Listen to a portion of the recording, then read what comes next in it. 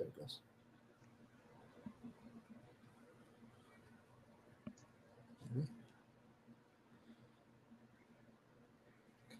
Let's.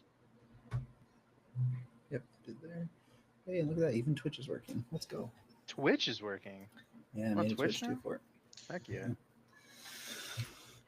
Alrighty, well, welcome in everyone to this post-Thanksgiving episode of the Bat Flip Podcast. Got David, Damian, and Matt here today. We're going to be talking about more about the Blake Snell news, getting Matt's opinion on that since he wasn't on the reaction episode. The Dodgers also signed Tommy Edman to an extension. We got the Angels making moves, Mets, Cubs also signing pitchers. An interesting trade that we've already kind of rumored that had happened, and then we'll talk about some interesting non-tenders and stuff before that. But David, how was your Thanksgiving holiday, and then how you doing? I had several great days and one terrible day. I'll try to keep the college football segment of the Bat Flip podcast short. But Matt and I had terrible days. Don't want to talk about that. We're here to talk about baseball, and baseball wise, I mean, well, before baseball, Thanksgiving was great. I spent it with some family and on my girlfriend's side, and it was good. Ate some good mac and cheese and had some good Thanksgiving dinners, and it was 4-day weekend. It was real nice. How was your Thanksgiving, Matt? It's pretty good. Mac and cheese is not a Thanksgiving thing. This I live in guy. the South. Oh, The South is where mac and cheese is. That- It's I the bet best. you don't like sweet tea either, do you? I love me some sweet tea, but I didn't drink any on. I drank some. Oh, Friends, here but, we go. Well, This guy. I mean, you can't. That's a put, weird place to plant your flag, Matt. You can't put whiskey in. Well, I guess you can, but You can't put what? I guess you It's so can. good. What are you talking about? Matt is No, on no, another I level was, today. no. I had plenty of dressing and turkey though. So, and yes, it's Yeah. dressing, not stuffing, Dressing. for all you Okay. weirdos. But yeah, What did- my football weekend wasn't great. But I'm pretty excited because I don't have to watch certain players that play for my school again. So I'm pretty happy about that. But yeah, it was a good Thanksgiving. I had a great break. I was off work for 4 days. That's always nice. Get rested up. And it's been a couple weeks since we've been on here. So well, at least since I've been on here. So I'm ready to talk some baseball tonight. How was your Thanksgiving, Damien? You're talking about it being pretty rough before we started here. Yeah, I didn't have much of a Thanksgiving really. My mom ended up getting sick right uh, as Thanksgiving was getting ready to be here the week earlier, so didn't really do much outside of just make sure that she was getting taken care of and resting up. And I did a little something on Friday with my dad, but other than that, no real big Thanksgiving Day feast for me or anything. But I took the time off, watched a lot of football. One of my teams is 12-0 in the college football talk. So number one going to face Penn State in the Big Ten championship game, which is very fun for me at least. But in general, yeah, just didn't really do much else. Just kind of hung out there. But some other things we did is I wanted to mention it real quick in the show before everyone turns us off because we're really annoying. Is I wanted to kind of give people a little update on what we're doing so you can try and broaden where you catch us. So if you caught the little first tidbit, I opened up Twitch, so we'll put the shows live on there as well. But we made a TikTok. So we're going to try and do some more quick reactionary videos, kind of stuff, just putting things out a little bit in between episodes to try and keep people up to date on the major things that are happening. So go check us out there. We'll do a Black Friday, Cyber Monday deal. It'll be completely free. If you guys just go to those and check us out, subscribe to all of them. If we get to 1,000 viewers, we can go, or 1,000 followers on TikTok, we can go live on there as well. So sorry for the little plug. I don't really do it much, but I wanted to get it in because we're just trying to expand in different ways and get some more eyes on this. So we appreciate everyone that checks this out so far, but just want to get out there more. Mhm. So, okay. So enough of the yapping around, planting our flag in different places. That was a bad topic this weekend. So we'll move off of that from college football, but really let's get Matt's opinion real quick on the Blake Snell deal. And I also have another little rant worthy section getting off that as well. But Matt, what was your initial reactions when you saw, first off, that Blake Snell just posted to his Instagram in a Dodger jersey, randomly enough, and then the fact that we got a 5-year, $182 Yeah. million deal from it?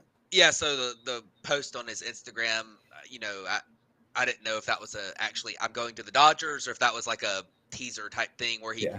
puts his finalist out there. I remember he might have done that before, back when he signed maybe last year. I don't remember it. It was someone Mm. else. Oh, it was Trevor Bauer, wasn't it? That was doing that. Bauer. Yeah, Yeah, yeah, he yeah. he He kept did on doing that. YouTube. So yeah, so he was putting out like Blue hints Jays, of the Blue Jays, Mets, Twins, Dodgers. whatever, Dodgers, whatever. So and then he finally picked. I didn't know that that was a Blake Snell saying I'm signed with the Dodgers. If that was Blake Snell is the type of guy who would get on Instagram and start Definitely. posting random pictures and photoshops of him in a uniform. Um, but yeah, and then I saw the deal and I was pretty surprised. I really with the Dodgers, it does follow the pattern of what they've had. Blake Snell is like very high upside, high velocity lefty. He had actually had a career high velocity this past year, through a 96.1 average fastball, which is better than his previous high was in 2018 where he touched 96 for his average fastball velo. So he had a great year. From on a peripheral standpoint, this might have been his best year when he pitched. Now, the issue with Blake Snell is the same issue that we have with a lot of the Dodgers pitchers. Tyler Glass now is one. We've talked about, obviously he's not there anymore, but we've talked about Walker Buehler having the issue the last couple of years. Gonsolin, all these guys that the Dodgers have had. Kershaw is. Can you keep him healthy? I mean, that's the thing. And if you keep him healthy, how many innings is he going to throw? He threw 180 in 2023, which was very good for San Diego when he won the Cy Young. But in 2024, he threw 104 innings, dealt with injuries. 2024 was a weird year for him. You look at him in 2022, 128 innings, 2021, 128 innings, 2020, shortened season, but 50. And 2019, he threw 107 innings. So it's not like this guy's never making starts, but he's just not, he's not consistently staying healthy for a full workload. And I was kind of surprised that the Dodgers didn't pivot just a little bit off of that this year in the offseason. There's some guys out there who might be a little bit more durable they could have gotten for that similar price to give them a little bit of assurance on injury risk. But I mean, it's a high upside play. The Dodgers can afford to take high upside plays and take risks because they just don't have to worry about payroll. So, I mean, I don't think they're. I mean, the thing with the Dodgers is if they add a player, it doesn't matter what the contract is because they're just going to keep spending money and money and money and money. It doesn't even matter. So, there's no such thing as a bad contract for the Dodgers. They could have 20 contracts of like that are negative $20 million in value, and it doesn't matter because they just will keep spending. So, I mean, there's no limiting factor. So, anytime you can add a guy, I mean, it's a good move. So, um, I wouldn't be shocked if they added like 4 more pitchers before it's over with. I mean, they're just going to add everybody. So, but yeah, it's a good move. I think if you can keep him healthy, then it's fantastic. If not, in a vacuum, it might end up being a bad contract, but it doesn't matter for the Dodgers. So, uh, there you go. Yeah, I think the one interesting thing is what's kind of been widely speculated, which might be along the way of trying to keep him healthy, is that the Dodgers are most likely going to run a 6-man rotation this year, with Yamamoto having to be on that schedule, Yeah. Otani coming back from injury, Glasnow's kind of uh, injury history as well. So that itself is going to help kind of limit guys from having to make 32 starts or whatever. Yeah. You're going to be able to mix and match here and there anyways. So that might be a little bit there, but yeah, like you said, the best availability is availability, and the Dodgers have kind of struggled with that recently. But okay, so let's talk about the other Dodgers contract that they had happened this week, which is an extension for Tommy Edman, a 5-year, $74 million extension with a 6th-year club option for $17 million. He was already signed for this year, but basically they ripped that deal up. I think it was for like $8 million or something. And he ends up getting basically from starting now through 2029 and the option for 2030 gets him, I think, about a $5 or $6 million raise, somewhere right around there. For this year moving forward. The NLCS MVP performed really well. So, David, what did you think about the Edman contract when it kind of broke on Friday? It is a $6 million raise. And before I jump into Tommy Edman, I want to note we have breaking news on the Bat Flip podcast once again. Kyle Higashioka just signed with the Rangers. So we'll maybe throw that one at the end of the episodes. If we got terms, we don't have money on that. So I'll put a little stay note down tuned. here. But we do have breaking Batflip podcast news. Kyle Higashioka, Rangers. Tommy Edman, is he going to play shortstop? That's my biggest question. Damien probably knows that better than I do. But if he's going to play shortstop, I think this is a steal for the Dodgers. They have struggled with getting a shortstop. Like over the last couple of years, they had Gavin Lux there. They've played Mookie Betts at shortstop. It's been a struggle. They've had Miguel Rojas at shortstop. Tommy Edman came in. He played great in the playoffs. He's very much just a solid player, right? Kind of one of those annoying Cardinals from years past. Of he'll get the big hits every now and again, and you look at his slash line at the end of the day, and it's like a league average slash line, but he plays good defense. He can play shortstop, second base, center field. Like he's a athletic guy. He'll put together good WAR seasons for you. He's a valuable player, and this is utility man money at this point, right? Like this is kind of like a Chris Taylor deal from a couple years ago. So I anticipate he kind of fills that role, but I assume with more shortstop play, Yeah.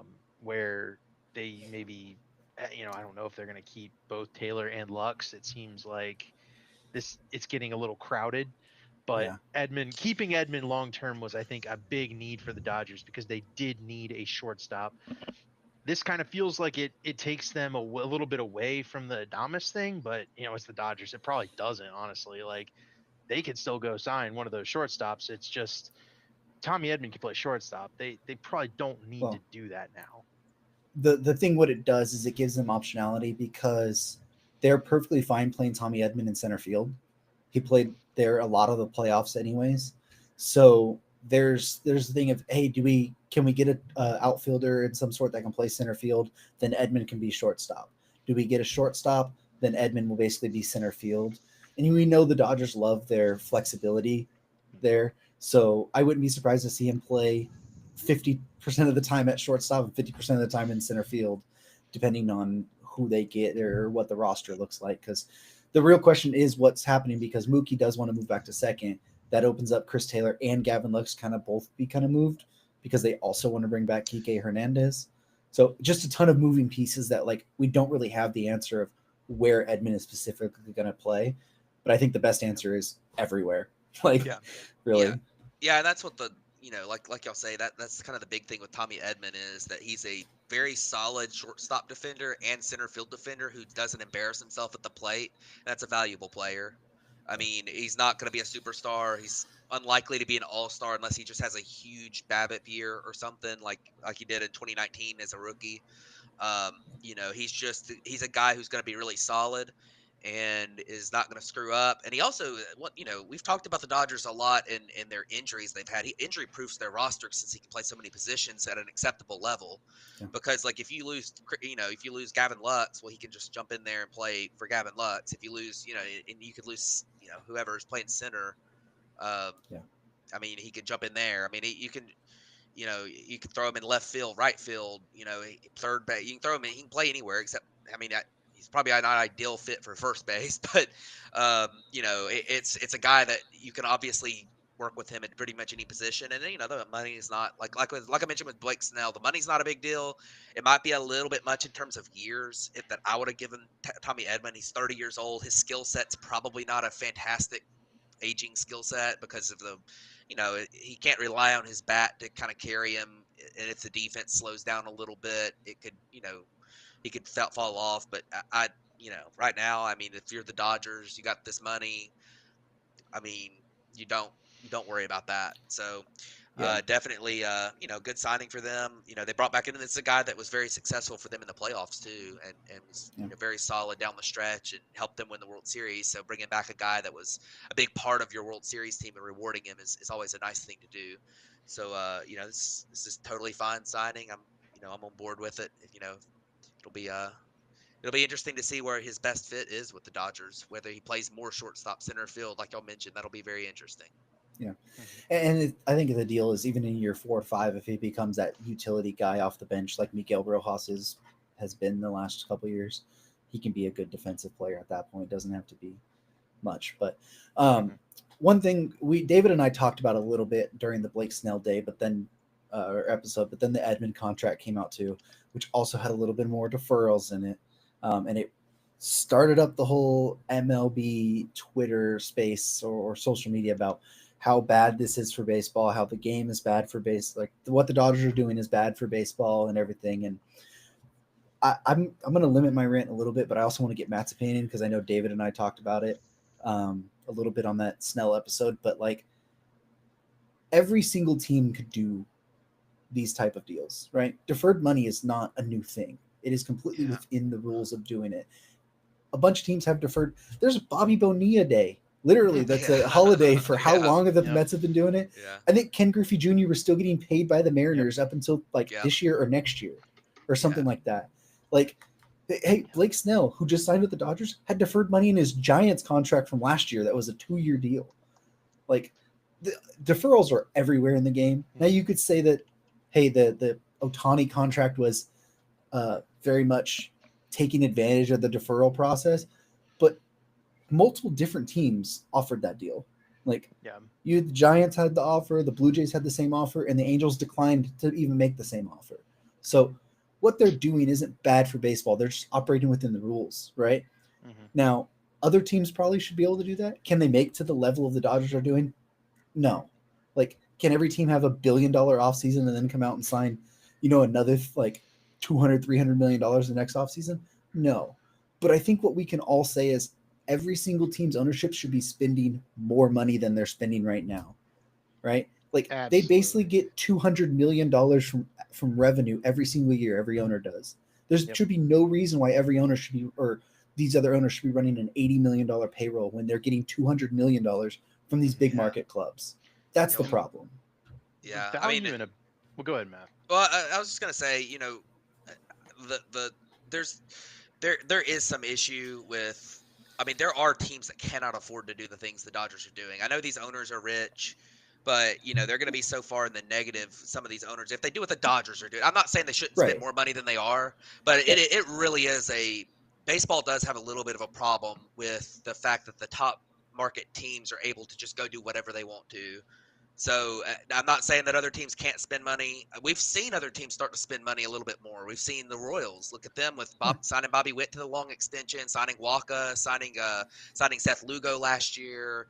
They've done a little bit of it. You've seen you've seen some other teams. The Orioles look to be a team that's stepping up, maybe to be able to start extending some players and stuff. They're that their new ownership looks pretty good on that. We've seen a few of those. The Twins have done some. I mean, but then you end up with the Twins where, and the Rangers too. Look at the Rangers. I mean, they lose some of their revenue from the TV deal being a problem, and then they're going to be in the negative. And I mean, obviously, owners can afford to be in the negative, but I don't blame owners for not wanting to lose a bunch of money on their team. I mean, they could sell it, but anyways, either way, none of them could spend the Dodger type of money. I mean, there's Dodgers are going to be running what, $350-400 million payroll this year. I mean, that's absurd. So that's a super high payroll. And the thing with the deferred money is that's also kind of a thing that, some of these smaller market clubs have issues with the deferred money because they know that like their whole payroll might end up being deferred money. Like if they did the Ohtani thing, which is going to be like what he's making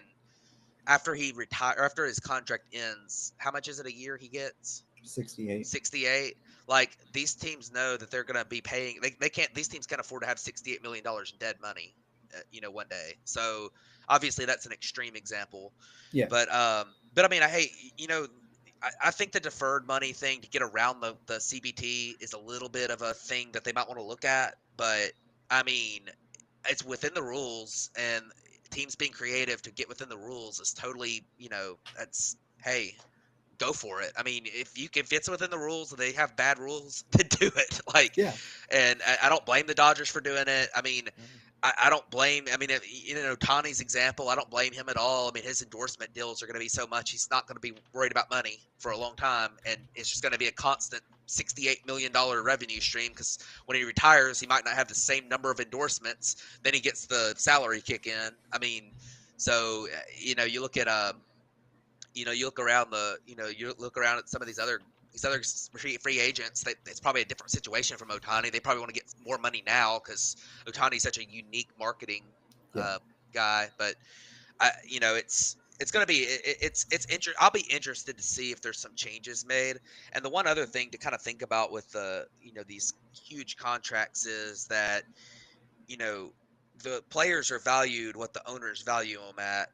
The owners are signing the checks, so I think that if everyone starts spending money, then the contracts are just going to skyrocket until nobody can afford it. I think that's part of the thing that the smaller market owners are worried about, is that like right now they can afford to pay some more money than they do, but they're worried that if they all start spending, then it could be like it could be a vicious cycle where it ends up being like, just to people getting bidding wars, and Juan Soto gets $1.5 billion or something, which is nobody can afford. There might be three teams that can afford something like that. So I think that's one thing that they're a little bit concerned about. And that would be very, very bad for baseball, in my opinion. If everybody was spending money and you basically made every other team bankrupt. I mean, so now, to the extent that they're at now, they could spend more money. I mean, I'm not even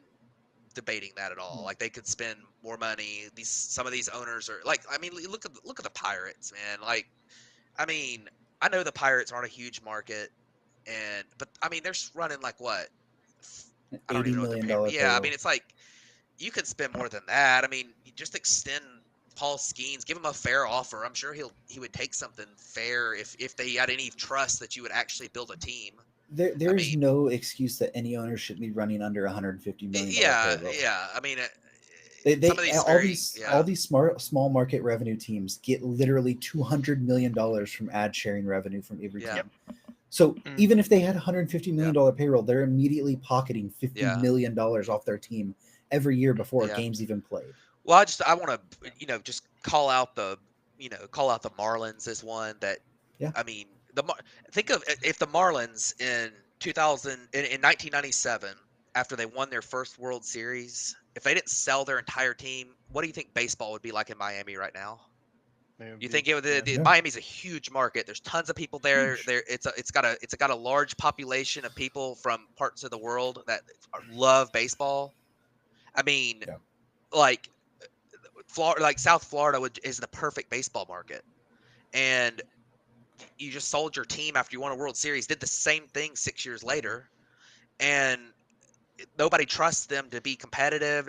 So, I mean, it can be a really bad decision for a franchise to not spend money. I know some places like we talked about Pittsburgh, Cincinnati, they're probably going to support their teams. They've been there so long to a certain level, no matter what. I mean, Pirates fans are going to show up to certain games. Reds fans are going to show up to games most of the time. Maybe not at the levels that they could, but like there's some places too that like it's just crazy that they won't spend money because I mean like the Marlins could invest money into their team and they could be really good and that market would explode because it's a huge market. So I don't get it, but it is what it is. And yeah, I mean I'm with you. Like obviously the Dodgers are totally within their realm to do this, and Hmm. getting creative and doing some of these things is a really good thing for franchises to do. I won't go as in depth as Matt, but I do have a note, and it's that there is no baseball team worth less than $1 billion. Right. Every franchise is at least $1 billion and was not purchased at the low level of $1 billion at this point. Franchise revenues are going up, and the only way to continually improve your franchise revenues is by winning games on the field, creating a bigger fan base, creating more demand for your product. And that requires good players, that requires keeping good players around for a long time, that requires building a brand. And like Damien said, these teams are making $200 million. Every single team operates with at least $200 million of revenue, and none of these teams can completely provide $200 million payrolls. That's a possibility, and we're sitting here like teams like the Cubs are implementing budgets and restraints and stuff, and it's like that's a team that built its own TV network. because it would sustain itself. And they've completed, tons of renovations around the ballpark. Like a lot of teams are in this position, right? Like the Colorado Rockies are worth over $1 billion. Like they're $1.5 billion franchise. If the ownership in Colorado put forth some effort into developing, Yeah. something Anything. regarding anything, then even if you want to, okay, you need to go in the red a little bit. Then you develop the Colorado franchise to a $2 billion franchise. You sell a team, you made $500 million. It's all a long game for these billionaire owners, and the fact that they penny pinch and then convince us to go, they overpaid this guy, is crazy. There is the difference between a $10 million contract and a $50 million contract to the owners is nothing. And it's one of those things where we just, I guess I would say we have to be a little better about penny pinching, because the ownership shouldn't be penny pinching. And we can't sit here and say, well, so-and-so is overpaid, so-and-so is a bad contract. Like, yeah, it is, but like that guy earned the contract. Like I think of Chris Bryant in Colorado, right? Like he's just like overpaid right now, right? But there's a bad contract. Yeah, Patrick Corbin. But Patrick Corbin at least played his whole career, right? Like Bryant keeps getting hurt. Yeah, like, but Chris Bryant earned that contract. He earned that money. Like he played great and earned the money. The Rockies owner should continue to give out Chris Bryant contracts. He should not be shying away from that because one guy his body broke down at age 30. Like you can't predict that, but I'll say the Rockies aren't the prime example of a franchise. They're 17th in payroll and they absolutely suck. So I think their issues are aside from payroll. The Rockies have a lot of issues, but I'm just their using issues them as are very much aside from. Yeah, I get you. Yeah, but that's a team that could still stand to raise the floor. I was gonna say this, that talking about the Rockies, an example, and this is why I think teams are hesitant to do this. The Rockies have a $150 million payroll, and they did that without a good core of players, and they went out and they spent on a couple of injury-prone guys who are old or aging, and like Chris Bryant, and that's the type of things that, like, if you're the Rockies, $150 million payroll is about what you can do, right? I mean, that's what we're talking about. $150 million, everyone should have that. Yeah.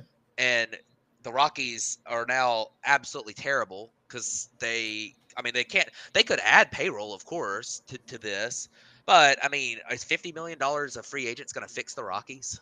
I mean, that's the thing. The Rockies have more internal issues. Well, and I want to be clear on that. I just want to say, like, that's something that the Rockies are an example of a team, though, that the White Sox are kind of in the same boat. They were 18th in payroll this year. So the White Sox were the worst team in baseball history. They lost 121 games. They were 18th in payroll. And so, like, adding a lot of payroll to that, you just want to cut payroll if you're the White Sox. Let the young guys come up. You don't have to pay them. I mean, yeah, so see which ones are good, then pay them. So I get why teams would want to be hesitant. But, then you've got teams like the Detroit Tigers, who are 26th in payroll. You have the Tampa Bay Rays, who are 28th in payroll. The Tigers made the playoffs. If they spent just a little bit more money, they might have made it further than they did. And the Guardians are the same way. The A's, the Brewers, the Kansas City was bottom 10, even though they spent some last year. And then you got, Tampa Bay, 28th in payroll. They went 80 and 82. If they had just spent a little bit more money to retain some guys that they could have retained, they probably would have been in the playoffs, even with all the issues they had last year on the injury standpoint. So, I mean, it's one of those things where I think situationally it depends on your roster, where your payroll's at for a lot of these teams. But, like I say, you look at some of these bottom teams, some of them probably shouldn't be spending money because they could spend enough money to get them to be good. They can at least save it for now and then spend it later. And then some of these places you look at and you're like, my God, these guys really should be spending some money because they could be really good. Yeah. Last thought, and we'll move on here. A bad organization, if they're run bad, will still be bad even if they spend money. Oh, yeah. Right. So you have to have good people spending the money for you. And I think the whole scheme of what we're trying to say here is there are certain advantages that big teams can do, right? Like the Dodgers, because they have their own TV network that they're getting so many million, like $360 million a year check just from their TV deal. Like, of course they're going to be able to do things better and more money out to players and stuff than other teams are. Bigger teams are always going to have that advantage. The thing is smaller market teams cannot use the fact that they are cheap as a reason why they can't do what the other teams are doing, right? Like Yep. nobody's saying that the Oakland A's or the Tampa Bay Rays or the Detroit Tigers or anybody has to go be the Dodgers and run a $400 million payroll. But the good thing about Right. baseball is you don't need a $400 million payroll to beat the team that has a $400 million payroll. That's right. Like you can build a team good enough and cheap enough if you do things the right way. Sorry for my mic that I just hit because I'm so enthralled about this. Um, you can do things the right way. We've constantly seen the Tampa Bay Rays run a super low payroll and win consistently and get to the major and get to the playoffs and into a World Series, right? But the thing is they had good people who ran that organization for many, many years. And the bigger teams took them away because they ran the organization the right way. They overpaid. They're not overpaid them. They paid them more than the Rays were willing to pay them, basically, to take it. So if you get the right people in place and you pay those people what they're worth and allow them the flexibility that they should have in the game of baseball, you can build better teams. Yep. Yeah. But if you have a bad group who just spends money wildly, like of course you're going to be a bad Right. team at that point. And But every team could do that. yeah, and one last point on this, and we got to move on. I was going to say that the teams that spend a lot of money sustain success. That you can be successful without spending a lot of money. You have to do the whole rebuild for 5 years, do a really good job developing, and then have all your kids come up at the same time, grow together for a year or two, then have 4 really good years before you. That's the Kansas City Royals way, right? I mean, that's what Mhm. they did in the mid 2000s, in the mid 2010s. Yep. I mean, that's what the Pirates did in the early 2010s, where they had a few really good teams. The Rays, to a certain extent, although some of their crafty moves they've made have been able to keep them sustaining it a little bit more than some of these others. Washington is another one. Like Washington did that in the 2010s.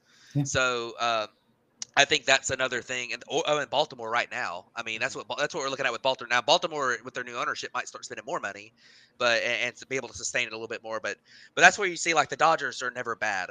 The Braves are sixth in payroll. They haven't been bad in a long time.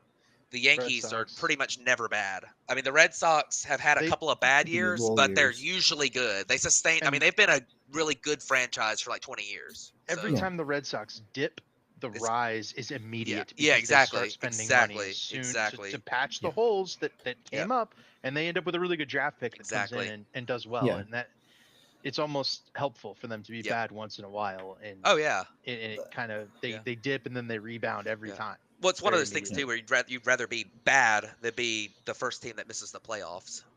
So, Yeah. which is something Major League Baseball should fix, but well, that's I mean, another Yeah. no, story. that's impossible to fix in sports Yeah. with a the draft orders the way they are, even with the lottery. Yeah. Um, let's But move on because I think this is actually a good segue. The yeah. next signing is a guy that for a team that spends a little bit recklessly, right? Yeah. Well, actually, the next two are kind of perfect segues for the both epitomes of this Yeah. Oh, conversation. how about the next Um, three? Well, well, kind of, but the third one's a little bit in the middle. Is Um, it though? but we're talking about. Let's talk to the first one, which is Yusei Kikuchi signing with the Angels on a 3-year, $63 million deal. It kind of fits in because Artie Moreno is one of the notorious like people who runs a organization really, really poorly. He very flip flops on what he wants to do. He spends a bunch of money and then claims that he's poor when that stuff doesn't happen. When he's one of the richest owners, anyways. So, anyways, regardless out of that conversation about it, um, Matt, what do you think of Kikuchi's fit on the Angels and they're kind of going for it again?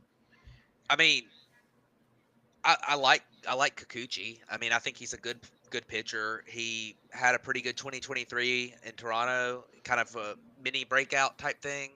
Um, and then last year, his peripherals were excellent all season. But post trade from Toronto to Houston, they were able to take advantage of it and figure some things out. He had a 2.70 ERA down the stretch last year in his last 60 innings of the season. So um, this is a guy that has a lot of talent. Here is a lot of red on his baseball savant page. He was 84th percentile in K rate, 81st percentile in walk rate. 76th percentile in whiff rate. His fastball velo is really good. He's lefty. I mean, this guy's a good pitcher. I think he's one of those he might still even have a little bit untapped potential in there. Um, and it's not a super long contract. He is 30, about to be 34 this year, so that's not the most helpful thing in the world. But I mean, I can't say I don't like the move for Kikuchi. I mean, I think the Angels. This is kind of a move where I'll say this in the Angels' credit on this move. This is a move with a 3-year, $21 million a year deal here. That if Kikuchi does what he's capable of, ceiling wise, you could move this deal and get something back. I think that he's good enough to do that. So, Yeah. and then the Angels have added a few pieces here and there. They had the breakout of Jose Soriano, is that his name? Last year, the pitcher that kind of broke out for them, and you've got obviously they added Kyle Hendricks to be kind of the fifth starter, and now you add in Yusei Kikuchi, and they've got a couple of pitching prospects that have come up and might be Caden okay. Dana. Caden Dana, yeah, I mean, You have so Detmer still. Detmers is still there. I don't know what they're going to do with him, but I've always thought Detmers had the talent to be good. It might take a late breakout, but and he might never be good. And he might have to change. It might be a change of scenery guy too. But I mean, the Angels, if they can stay healthy on offense and these pitching additions work out like they could, there's a world where the Angels end up being a I don't know 500-ish team. There's a world where that happens. I don't think it's this world, but there is a world where that happens. So, but I mean, I don't necessarily hate the move for Yusei Kikuchi. I think it's more useful than the Jorge Soler trade for them. So, I mean, I thought that was a terrible trade for them, but um, they've added some pieces and they're probably a little bit better now than they were at the beginning of the offseason. So, I'm not going to dog them too much for that. And it's not like the other thing too is it's not like they're not spending money and they're handicapping themselves by trading away prospects or something. They're just using some payroll space they have to add guys. I don't have a problem with that.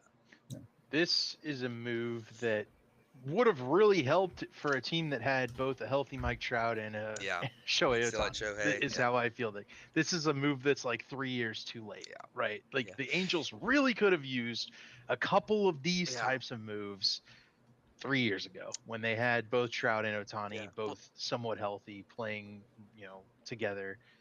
Yeah.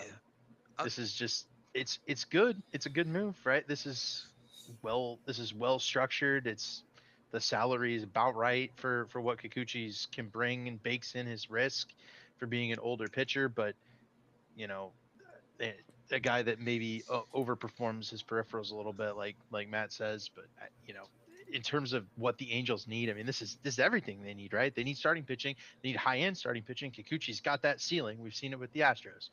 So can the Angels continue what the Astros, broke out in Kikuchi is the big question. And I mean, we have nothing to say they won't, but it's the Angels. I don't trust them. I don't trust them to get the most out of Kikuchi right now. We've drunk the Angels Kool-Aid a lot before, and I'm not falling for it until I see results. It's not. We're not drinking the Kool-Aid this year. Until I see results, it's not happening here. But my initial thoughts is that, and we've had this discussion in our private chat before, is I was kind of afraid to pay Kikuchi $20 plus million a year.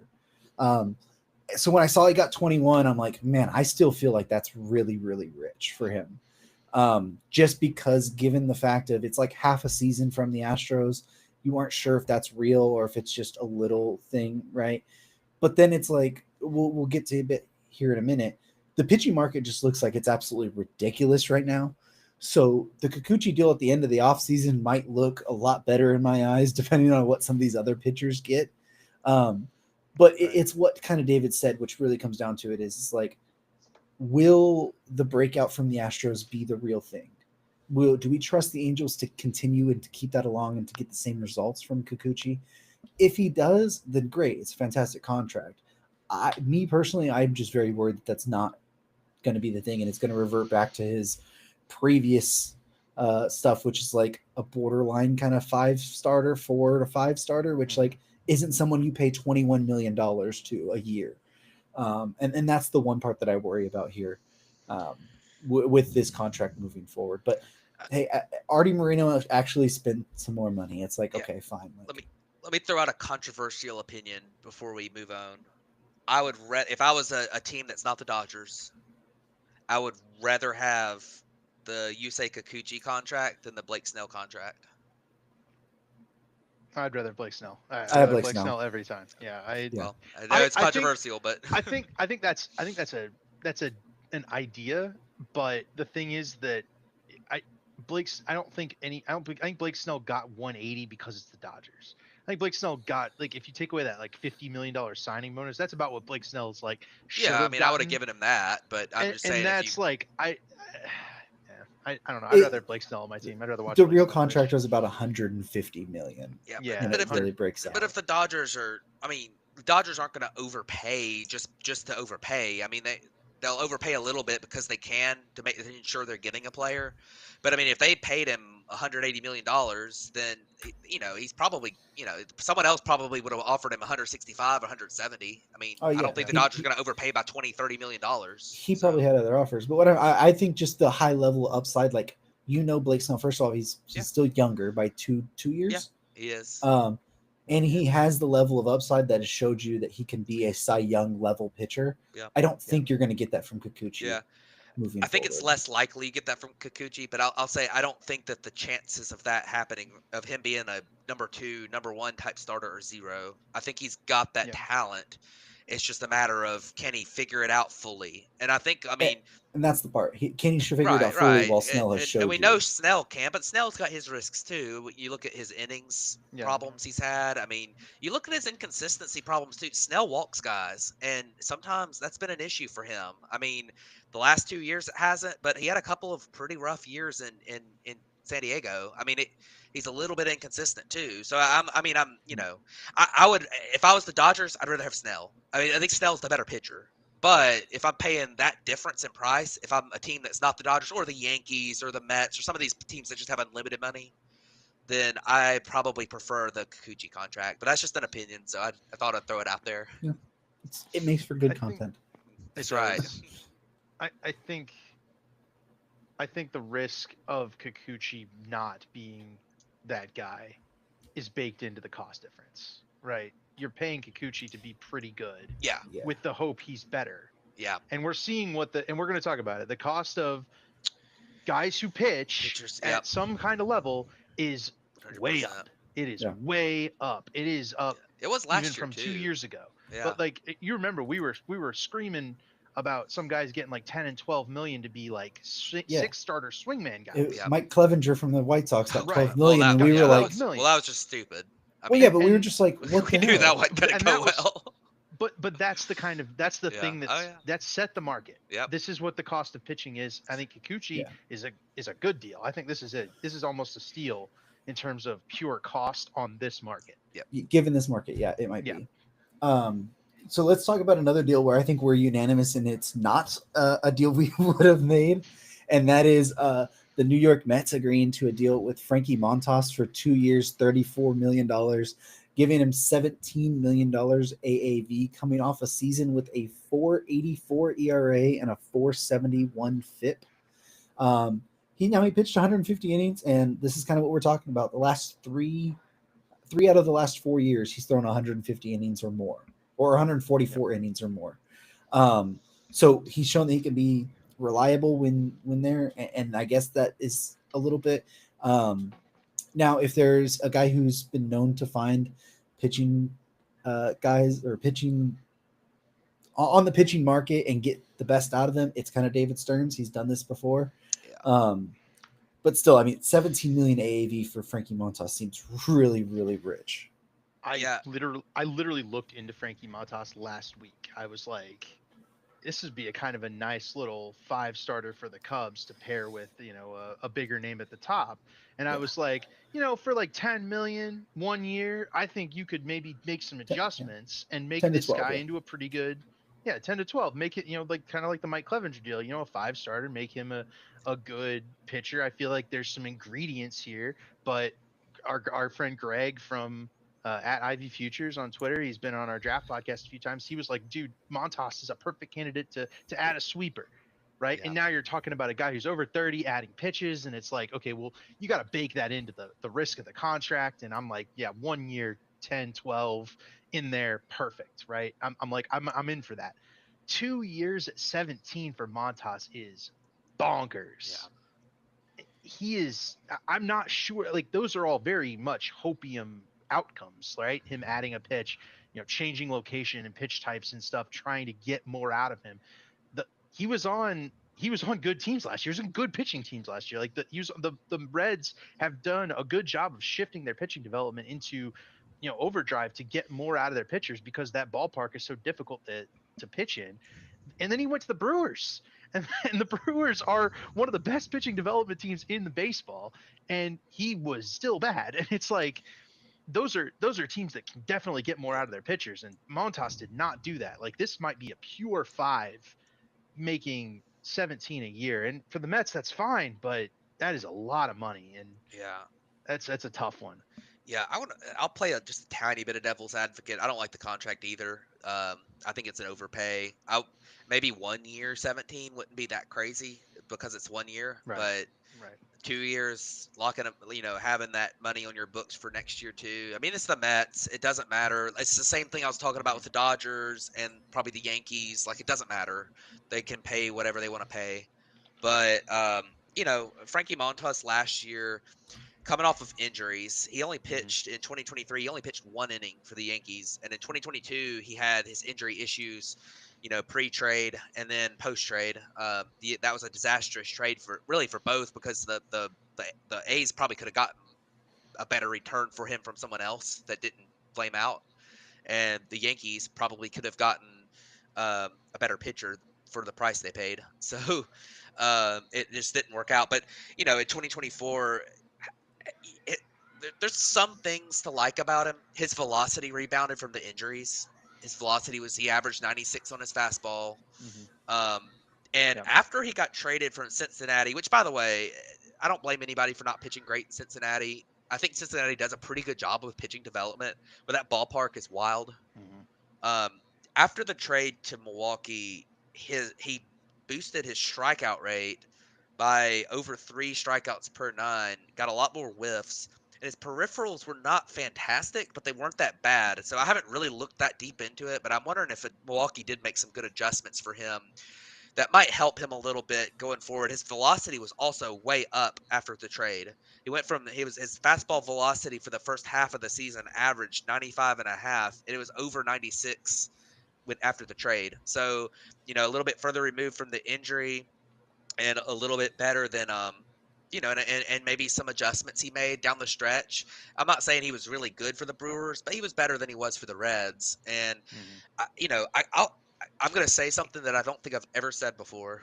I'm going to give the Mets a little bit of the benefit of the doubt, because last year they made Wow. they made two signings last year that I thought were really Yeah. dumb. They signed Sean Manaea, which I thought was dumb, and they signed Luis Severino, which I thought was dumb. And both of those signings went very well for them. And Manaea was awesome. Severino was really good. He bounced back. So, I mean, the Mets Yeah. obviously have been able to do some Yeah. things with their pitching the last couple of years that they've never done before. So I'm going to give them a little bit of the benefit of the doubt on this one. It's an overpay.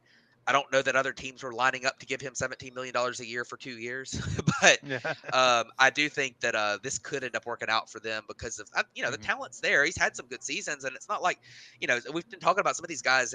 They're 2019 was their last good season. 2018, well, 2022 before the injuries started, Montas was really good. He had a Mhm. 3.18 ERA through his first 19 starts in Oakland in 2022, and his peripherals were excellent.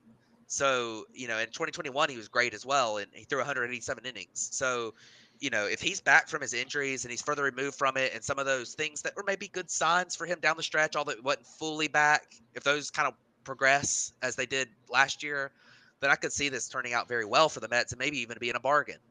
But Mhm. I just, it's so tough to say with some of these pitching deals like this. Pitching is so risky, Yeah. and the Yeah. market's what it is. So I mean, I don't hate it. I don't love it. I mean, I wouldn't have paid that, but I mean, I'll give them the benefit of the doubt. I'm gonna say it again here in a second, but we need to wait and see the whole picture. Yeah, Yeah, the yeah, Mets offseason could yeah, very well include like Corbin Burns, right? Yep. And they're picking up 2 qualifying offers potentially from Severino and Minaya, like the Yeah. draft picks and stuff. Like they could definitely make out where Montas is the Yeah. 5, and it's the Mets. They can afford to pay him a little more, take on a little bit of risk in that extra year. Yeah. It can work out very well. But initially, not what I would have done. Yeah, I think that's a consensus. Is like, hey, I think we're all down on what the deal is like. David Stearns can work his magic. I mean, he did it in Milwaukee for years. Now he's just doing it with a little bit of a higher budget. Um, so it might work out in the end, like the Manaya and Severino deals did, but it's not something that we would typically think of for the AAV. But let's jump over to the next one because we are already at 50 minutes in, and talk about Matt Boyd signing a 2-year, $29 million deal. Jed Hoyer was on one of his 3 a.m. benders last night, and I think he like mistaked 29 for I, 19. I think he just had fat fingers and put that because I think he probably gave a little bit too much there. But I'm joking. I don't like the deal as much as others do. But yeah, Boyd getting 29 million, 14 and a half AAV or something. yeah. Yeah. So this is funky because my initial reaction was, "Holy crap, that's way too much for Matt Boyd." Um, it's not that same kind of deal with Montas with where you got the second year in there, and it's kind of like, why are we doing a second year guaranteed for a guy that may not pitch every game? The issue is a little different between Montas and Boyd. Montas is not he was not a good pitcher last year, right? 5 ERA, but there were ingredients. It was like, yeah, maybe something is here. For Boyd, it's a good pitcher. This is a good pitcher. Everything here is good, but how much are you going to get of him? Is the biggest problem. And look at his StatCast sheet, dude. He was really good for the Guardians down the stretch Yeah. last year when he came 39 back. innings. I don't care what Yeah, his that's what Statcast I sheet was. says. I'm, He's I'm he's a looking at good the pitcher. guy. I'm looking at the guy who hasn't thrown 100 innings since 2019 and has a career 4.85 ERA and a 4.58 FIP. Like, I'm sorry, I don't think that you can't say like this guy deserves this much money based on his 39 innings from last year. Given the year before that, he had a 5.45 ERA and a 4.35 FIP in 71 innings with that. Like, I don't see it. I honestly don't. I mean, he's fine. In terms of why the injuries occurred the way they did, there's some pretty obvious uh I'll call it shenanigans, but like he pitched through some injury both last year when with the 5 ERA and then in 2021, and both of those have since been cleared up. And last year it was only 39 innings because he was coming back from Tommy John surgery. And the one thing you want to see when you come back from Tommy John is the velocity good, is the movement good? Everything was there, and then he went in the playoffs and pitched, for a .77 ERA in all his starts for the Guardians. So Yeah. he's very much a 5 pitcher, right? He's a 4-5. Like we said, the cost of doing business in the 4-5 range clearly gone up, but and you need to see the whole offseason, right? If this is the Cubs' Yeah. primary starting pitching ad, I think Jed Hoyer will get nailed to the wall uh, in Wrigley Field.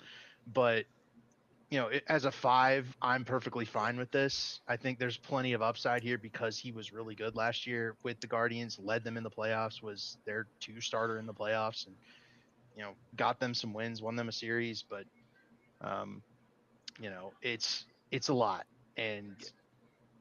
we'll see if he can actually make some starts. That's the big question.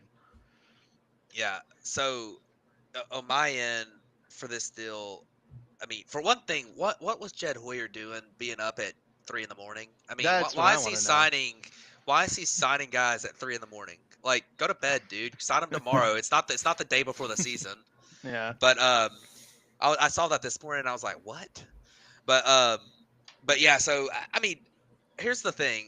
Matt Boyd's never been a very good pitcher to me. I mean, he's had a couple years that were okay. I mean, but he's always been like at best a 5 starter, and he really at most of his career hasn't really even been that. He hasn't pitched much in the last ever since 2019. Um, his 39 innings last year were really good. It was the best 39 innings he's ever thrown. So, I mean, I guess that's a thing, but you know, I don't. I Remember, just he got a $10 million deal a few years ago well, too. Like yeah. I mean, he was Yeah, always this kind of intriguing 5 starter with It, tantalizing potential that maybe maybe, but could work at some point. it's I But will just tell you what, if he it got a clicked 10 last million, year. if he got a $10 million deal coming off yeah. of this season, then I wouldn't say it's a bad deal. I agree. You're It's plus 4 million. well, it's You're plus four and and a half plus a well, second year. well, I was gonna say the second year is the thing for me. I mean, Jed Hoyer's not going to be there next year if this deal goes I mean, you, bad. I mean, He's leaving that shit you're on the probably right. I doorstep. mean, Jed Hoyer is Yeah. probably not going to be there next year. I agree. Yeah. Like it is I not. mean, either he is there next year because this worked great, or he's Yeah. not there next year, Well, and the next I'm guy's got to making my worry about it. call. I'm making But my call that Jed But it didn't Hoyer is work not out. there next year. That didn't work out because I yeah, do not but know what the Cubs are doing. It sounds like they're not spending a ton of money. I don't think the Yeah. Ricketts really trust him. I mean, he's done some pretty wild I mean, things. I mean, like signing Jamison Taillon to a gigantic contract. Was Jamison Tyone is interesting. getting the same money as Frankie Montas. That looks like a Well, but great deal. That looks I like a mean, great deal. is he even that? Like I mean, that's not a criticizable deal. That's a okay. great Well, deal. I mean, There's you know, plenty. There's plenty to criticize Jed Hoyer for, yeah. like I, trading for Nick Madrigal and I Trading all. think for Nick But Madrigal. here's the thing. It was a criticizable deal in year one when every Cubs fan was asking for him to be DFA'd when he had a 4.84 ERA and a Yeah, 4.61 and FIP. by every Cubs fan, you mean me, because I didn't like watching him pitch. yeah. Well, yeah, but no, Like, you're not just the only Cubs he, fan. Like I mean, there's a bunch. But So now, Jed Hoyer and his bullpen acquisitions last year, which yeah, were interesting. yeah. he Um, only made one, and then well, in the midseason he figured it I, out and got a bunch from them. They're really good. well, okay. So here's the thing. I don't trust anybody's judgment who thought that Hector Neris was going to be good last year. He wasn't supposed to close. Is the Well, it problem? didn't matter. He paid Hector Neris money to be a good reliever. So I mean, Yeah. I I would have mean, given him a he would. minor league deal, and he gave him like $10 million or something. But either way, that's beside the point. I'm done hating on Jed Hoyer for now. I will You next don't have to be. episode You can probably. always hate on Jed Hoyer. Okay, well, I'll probably will next episode. Everybody, But everybody's willing to hate on Jed for Hoyer. now, it's getting old. So Mhm. the Yeah. thing is that And we got to move on too. yeah, Matt Boyd, I think it's probably a little bit of an overpay. I probably wouldn't give him a second year. 1 year is fine. He might end up being okay. If the 39 innings from last year are a real thing, then great, good on them. But that's such a small sample size, I wouldn't bet a 2 year deal on it. So there you go. Yeah.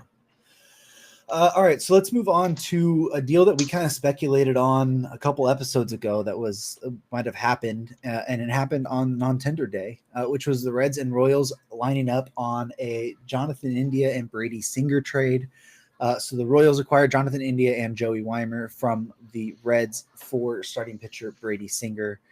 I think we kind of hit on it initially that we kind of felt like India for Singer made a lot of sense for both sides. It kind of seemed like a fair deal either way. Yeah. And I understand the Reds having to give up Weimer. They acquired mid-season this year, anyways. Was a touted prospect at one point. Once a top 100 guy, kind of didn't really perform for them, and they kind of had to. The Royals are kind of buying low as part of their thing of, hey, we want Singer, so give us another guy that could be a lottery ticket type.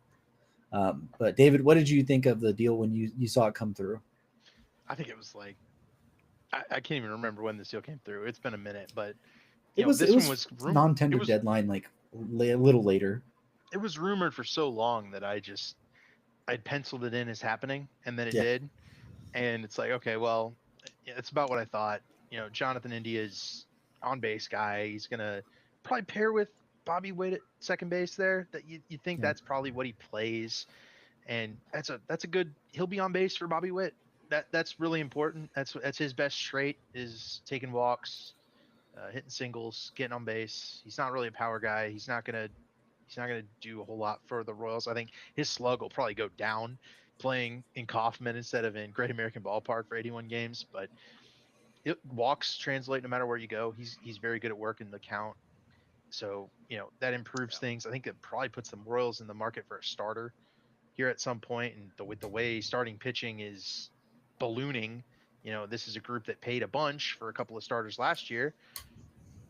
Do they pay again or do they make a trade? You know, I'm not sure, but they dealt from an area of strength. Singer was like their fourth best starter last year. He's got a lot of upside. Reds have been very clearly acquiring starting pitching, trying to develop it. Singer's a guy who needs a little more developmental work. feels good. Feels like a reasonable deal here on a win, one of them classic win-win trades on December 2nd, and we'll see how it works out in the season. But yeah, I Yeah, don't. It's pretty straightforward. I'm with you on that one. I think it's definitely a win-win trade. The Royals badly need good position players who don't embarrass themselves at the plate because they only have like two right now, and this is one of them. And Jonathan India is going to be solid. He's going to get on base. They need somebody. They need Bobby Witt to drive in runs. I mean, they don't want Bobby Witt to hit solo homers. They want him to hit 2-run homers. So Vinny Pasquantino, same deal. Salvador Perez, same deal. Yeah. So this is. I think this is a good pickup for them. It's something they didn't have to give up a ton for. Brady Singer's a totally fine pitcher. He's like a number 4 starter who's pretty solid. Had a good year last year. I'm behind it. I mean, I don't have any problem with it. It's kind of interesting. I don't know if y'all mentioned it, but these were college teammates at Florida Oh yeah, that they got were. traded for each other. So that's kind of interesting. But yeah, I mean, it's it's an interesting deal. I think it works out pretty well for both teams. Really, I don't have any complaints. And Joey Weimer's kind of an interesting throw in, former top 100 prospect who's got like this crazy power, speed, defense combo that just hasn't hit. So you never know with a guy like that. Is he gonna, if he might figure it out? He probably won't, but you never know. So um, it'll be interesting to see what happens there. But definitely, definitely solid trade for both parties here, in my opinion. Yeah, I really liked Brady Singer on the Royals. I really thought they probably should have kept him. But one interesting thing that um, the Royals could do in the pitching side, I still think they need some depth, but they have Chris Bubich in the bullpen, who was a former starter before, has kind of really revitalized himself. They could put him into the rotation. And another thing, which is kind of flown under the radar, which I don't think many people have even talked about, um, they're getting Kyle Wright back this year as a part of the trade with the Braves from last offseason. Yep. He missed all of last year. He's going to be back this year. So that's another guy that'll kind of be in that 4 or 5 role as well. So kind of that kind of might have helped them make the decision of maybe moving Singer for India now makes a little bit more sense for them. But I think it's a fair deal for either side. I mean, I'm excited to see how it works out for both teams. But all right, so real quick, we're over an hour here, so we'll make this kind of as short as possible. We just wanted to mention and talk about a couple interesting of the non-tender candidates, and that. So a couple bullpen arms we had happen was Jordan Romano from the Blue Jays and Kyle Finnegan from the Nats. I think both people thought, or most people thought, like both of those guys should probably get picked up. I mean, they have back end of the bullpen potential there. A couple other interesting ones. Cal Quantrill from the Rockies pitched really well in Coors. Don't know why the Rockies would ever give up a guy who actually pitched pretty decent in Coors away. It wasn't very expensive. Austin Hayes, he got traded mid-year from the Orioles to the Phillies, kind of struggled, battled some injuries that he kind of opened up on. It's another interesting one. And then the best one of all, which is why I'm wearing the shirt tonight, Nick Madrigal. He got non-tendered. And I can't wait for whoever picks him up because they're getting a superstar in the making there. But yeah, the GOAT, the actual GOAT there. It's finally So, over.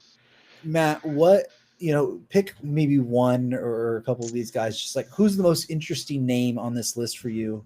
I don't know what the injury situation is with Romano and Finnegan. I know they've been out at times, so I don't know when they'll be back.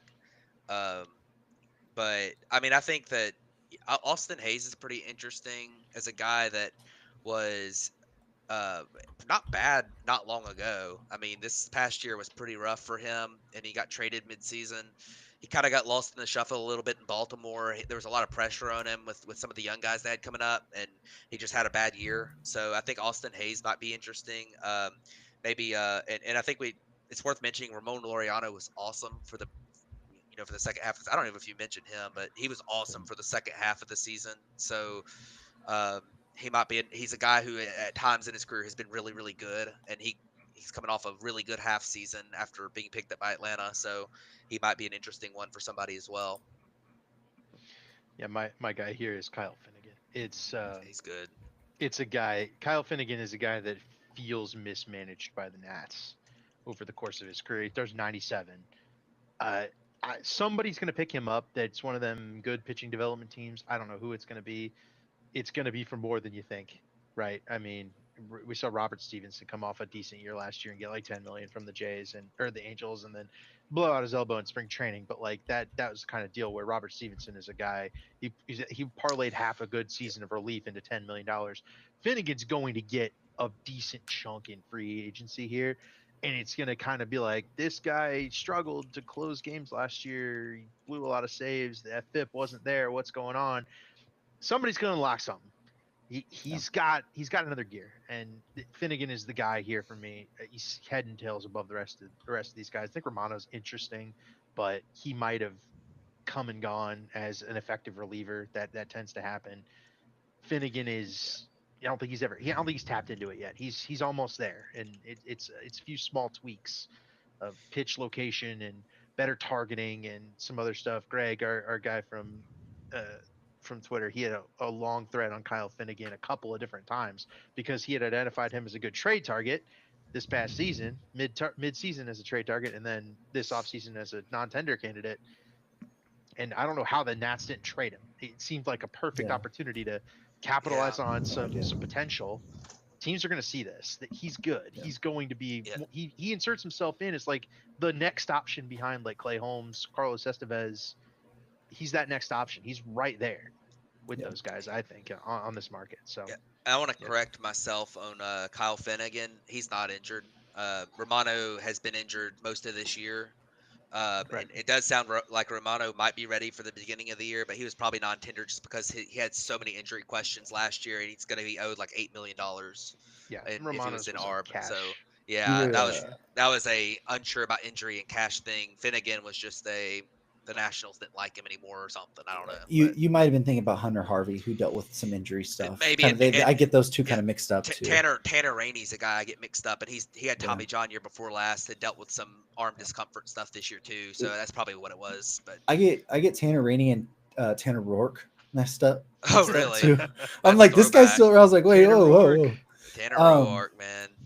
So outside I'm a Nick Madrigal stan. Okay, I want to make this perfectly clear. I think somebody is going to get a very good player in him, pick him up, give him a chance. I think he'd be really solid defensively. I don't expect him to be a superstar. That's more just a joke around because I've given David crap about that from the minute they acquired him. It's not even crap. You bought a jersey for $50. Well, still Nick Madrigal. Well, you're dedicated to the bit now, buddy. I'm dedicated to the bit, but it's been 3 years in the making. Okay, like how much would a Nick Madrigal game worn jersey cost? Oof, like right now, less than $500. Oh, I'm sure. I'm sure it would cost $500. I might have added an extra zero on there. It wouldn't even be dirty because it'd be used it would only be in the dugout. Except that one game against Cincinnati Reds when I was in attendance wearing this shirt. He had 4 hits. He had 4 hits that day. Four okay, hits. It's the best day ever. That was Hayden Wesneski's debut, by the way. Yep, we saw Hayden Wesneski's debut. Yeah. No, but really the one guy that I think that I didn't even mention on there either, but I think is super interesting, especially as a buy low candidate, is Griffin Canning. Yeah. I think if a team that is really good in this pitching development picks him up and helps tweak what needs to be tweaked with him, like we talk about the Angels, they are not a team that you want to be developed pitching wise by. They're not really good at it. He's 28 years old. He has stuff that could be of a, I'm not expecting an ace, but you can get a 3-starter, 4-starter potentially out of him. If you tweak the right things there, he has really good deception as it is. So if you just help the fastball shape, figure out what secondaries work for him, I think he could be a solid guy, there. So I think that's a really interesting buy low candidate for somebody, especially one of these pitching heavy teams like the Brewers. Dude, Griffin Canning is like a perfect buy low candidate for the Brewers right now. He is. That sucks. Even the Mets. I mean, the Mets could use him as depth there. The Guardians, like he's a perfect fit for the Guardians. There's just so many of these teams that could do really well. I was going to say, I don't think it's entirely out of the question that the Braves get him back on a 1-year deal after the trade. Yeah. Yep. It's just I think there's a lot in there to be unlocked if you go to a good organization that knows how to use pitchers the right way. But I go ahead. want to say Nick Madrigal, if you could make his hamstrings out of iron Yeah, he might and be okay. place him Yeah. in Coors in the Rockies, replacing Brendan Rodgers at second base, he would dip and dunk Well, his way to like a 350 batting average, yeah. presuming he stayed on the field. Well, the problem is That they're is, they open up Abdel Amador already, but yeah, just put it back to the White Sox. I mean, he had a 110 and 112 WRC plus in his limited stint there. Just put him back there. yeah, They don't steal have out his anyone they're going to hamstring. play it. They're not going to have anyone at I second mean, base. hell, if Just we're just making hypotheticals, just give him Diana ball and see what happens. It'll be an interesting Listen. experiment. hold on. Do we think that like Nick Madrigal with one hamstring might actually be better than what the White Sox The were White Sox- running out this year? You I might be mean, right. you're not wrong. I might be right. Who were they running Um, out at second? Was it Lin- Moncada? Sosa, Linian Yeah, Sosa, or Lennon something. Sosa. Oh, yeah. okay. I don't know. Anyways, Yeah. um, Edmundo better. all right. Well, that is going to wrap it up for this episode. Winter meetings are upcoming this week. I think they start this weekend, running through. So expect to see some kind of the bigger deals. There's been some rumors that Soto is going to go near the bottom or the end of this week, beginning of next week, just because Scott Boras wants a lot of eyes on that during the winter meeting. So I wouldn't even be surprised to see a deal Thursday or Friday this week, Yeah. and then a press conference at the winter meetings. That's something Boras would really like to do. And then in that time, to the winter meetings, we've heard a lot about Corbin Burns' market kind of start heating up here a little bit. Max Fried as well. The Red Sox are very much interested in those top level pitching prospects or pitching as well. Garrett Crochet could be moved, but I think you're going to start seeing some movement after Soto goes, because that's going to open up a lot of these teams. The Red Sox to be more aggressive. The outfield market's going to open up a little bit more with Teoscar and Anthony Santander. So just a lot of interesting things that can happen. Yep, I'm ready for some press releases and 1% going to the Atlanta Braves Foundation. That can't happen when soon. they trade for somebody. But what happens when they trade and extend them immediately? I mean, you never know. I mean, that's what usually happens. Might win a Cy Young. Very much true. But be on the lookout, because if any of the big things happen, we will try to go live as soon as possible, barring Juan Soto deciding he wants to sign at noon Pacific time on Wednesday, which just happens to be the worst day for all of us here. Or at 3 a.m. But of course that won't happen because Jed's not going to sign him. So that's true. Yeah. Scott Boras will not let him sign at 3 a.m. Okay. Yeah, that's not happening. We're hoping for a nice 5 p.m. Central signing where we can hop on at 7 o'clock on Friday.